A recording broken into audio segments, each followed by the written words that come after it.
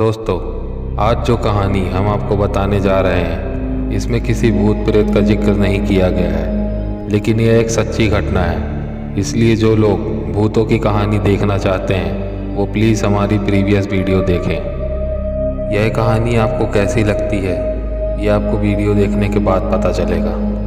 दोस्तों, आज जो घटना हम आपको बताने जा रहे हैं ये जबलपुर के पनागर ज़िले पटनाऊ गांव की है।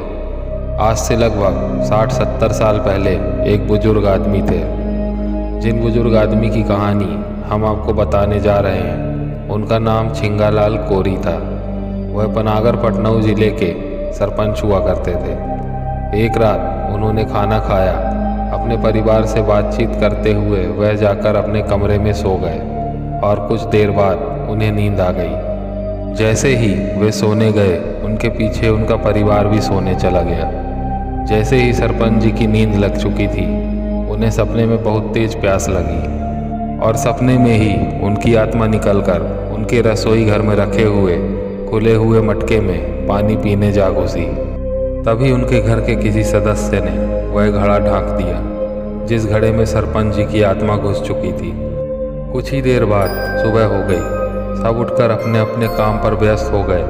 तभी सरपंच जी की बीवी ने अपने बेटे से कहा कि सरपंच जी शायद उठे नहीं हैं, जाओ उन्हें उठा दो। जैसे ही उनका बेटा उन्हें उठाने पहुंचा, सरपंच जी वहां मृत अवस्था में पड़े हुए थे। सभी ने उन्हें उठाने की कोशिश की मगर उन्होंने कोई जवाब नहीं दिया। तभी उनके परिवार का रो रो कर बुरा हाल हो गया।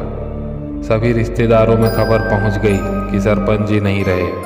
कुछ ही देर में उनके क्रियाक्रम की तैयारी शुरू हो गई और उनकी मिट्टी ले जाने लगे। जैसे ही उनकी मिट्टी घर से कुछ दूर पहुंची, उनके घर के किसी सदस्य ने पानी डालने के लिए मटके का ढक्कन खोला। वैसे ही सरपंच जी की आत्मा निकलकर उनके शरीर में चली गई और सरपंच जी उठकर बैठ गए। जैसे ही सरपंच जी उठकर बैठे, लोगों में दौड़ा भागी होने लगी। उन्होंने सोचा कि सरपंच जी का भूत आ गया है। जैसे तैसे सरपंच जी ने लोगों को समझाया कि मैं भूत नहीं हूँ, मैं मरा नहीं था।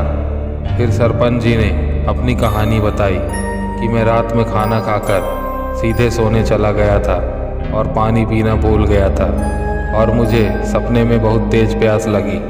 मैं गहरी नींद में होने के कारण उठ नहीं पाया और मेरी आत्मा उस खुले हुए घड़े में पानी पीने के लिए घुस गई।